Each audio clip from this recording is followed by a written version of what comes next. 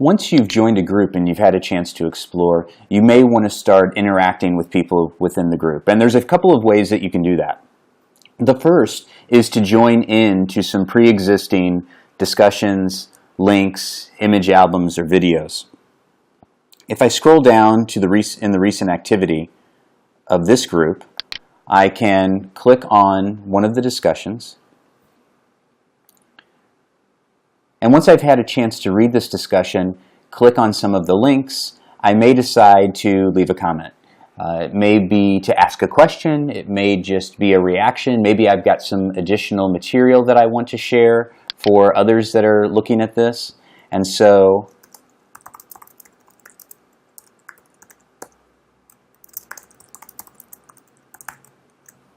I can add my comment here, and that comment will show up in the recent activity for that group and often the recent activity for the TPS network itself.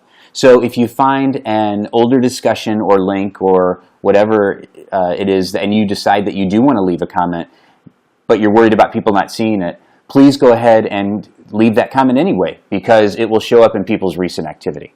And I can see here that there is my comment. And you can also actually leave replies to comments as well. So if you want to, again, clarify, react to, ask a question of someone else's comment, that's another way to start interacting with others within the group.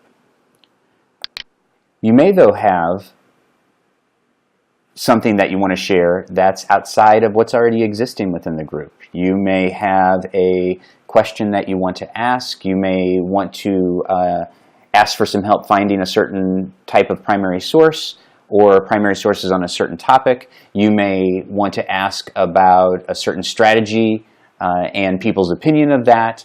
You may want to look for other material, or you may have found material that you want to share with others that you think is valuable.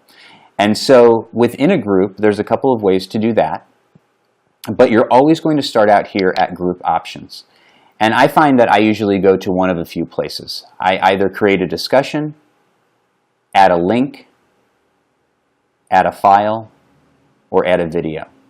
Now, once you click on any of these, they're typically a very similar process. And so we'll create a quick discussion here.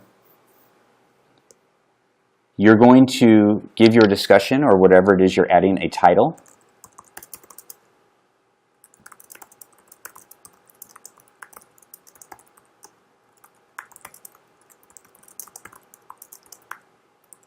There'll be a place for you to add a message, and I already have created this to make it quick.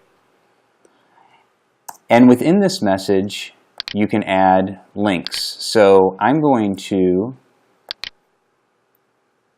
add my links, and you'll notice there's lots of formatting options here that you can do if you want to. They are rather robust and go beyond what I'm going to do in this demonstration today.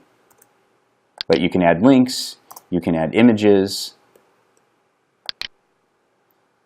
and you might ask yourself why I'm not adding a link as opposed to what I am doing, which is adding a discussion, since I'm posting all of these links here. And that's because adding a link allows you to add just a single link. Typically, it points people to just one link, and since I wanted to share several links that were all related, I decided to group those together in a discussion. So once you get your content in here, in whatever way you want to do it, and you format it, you want to scroll down and you want to add tags. Tags are going to allow other people to get to your content and find your content later. So grade level tags, this particular post is appropriate K through 12, so I'm going to add all of those in. Subject tag, this would be a science-related post. And custom tags give a little more information, so I'm going to add weather, weather forecasting, primary source set, and strategies.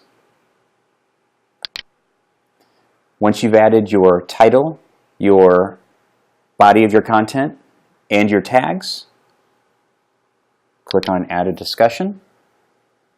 you'll get notification that this discussion has been added. That discussion is going to show up in the recent activity for the group. It's also going to show up on the main page of the TPS network under recent activity for anyone who is associated with that group. And it will also show up in their global notifications.